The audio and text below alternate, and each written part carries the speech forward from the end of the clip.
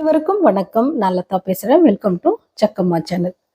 ரோஜா செடி முழுக்க செந்தளிர்கள் இந்த மாதிரி வேணுமா? கண்ணை மூடிக்கிட்டு நீங்க ரோஸ் பெஸ்டியை மாசத்துக்கு ஒரு தடவை கொடுங்க.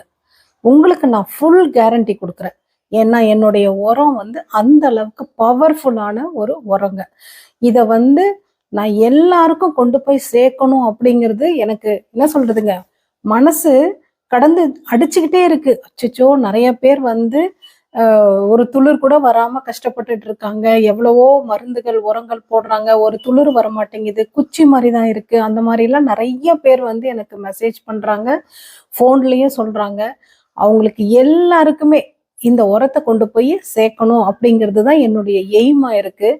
ஏன்னா அந்த அளவுக்கு பவர்ஃபுல்லான ஒரு உரங்க. இதுல 36 பொருட்கள் கலந்துருக்கிறதுனால செடி முழுக்க துளிர்கள், மொட்டுக்கள், அப்புறம் பாத்தீங்கன்னா பூக்கள் நல்ல பெரிய பெரிய சைஸ்ல இந்த மாதிரி தான் பூக்குது. ஓகேங்களா? நிறைய வீடியோஸ் நான் உங்களுக்கு கொடுத்துருக்கேன். இப்போ காமிக்கிற இந்த செடியில பாருங்க எந்த அளவுக்கு துளிர்கள் வந்திருக்குன்னு சொல்லிட்டு. எனக்கு என்னோட மாடியில எந்த வீடியோவை எடுக்கிறது, எந்த வீடியோவை போஸ்ட் பண்றதுன்னு தெரியல. அந்த அளவுக்கு துளிர்கள் மாடி முழுவதுமே இருக்கிற செடியில வந்திருக்கு. அதுவும் ஒரு கட் பண்ண இடத்துல இந்த மாதிரி 3-4 பக்க கிளைகளோடய தான் துளிர்களே வருதுங்க.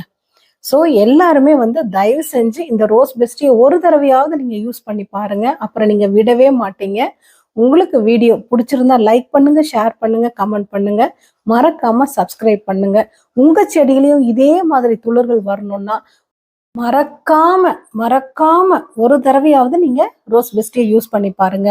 அப்புறம் நீங்க இந்த உரத்தை நிஜமா சொல்றேன், விடவே மாட்டீங்க. ஏன்னா நம்மளுடைய நீட்ஸ் எல்லாமே இந்த உரத்துல நமக்கு நிறைவேறுது. ஜக்கம்மா சொன்னா கரெக்டா இருக்கும். மீண்டும் சந்திக்கலாம். நன்றி, வணக்கம்.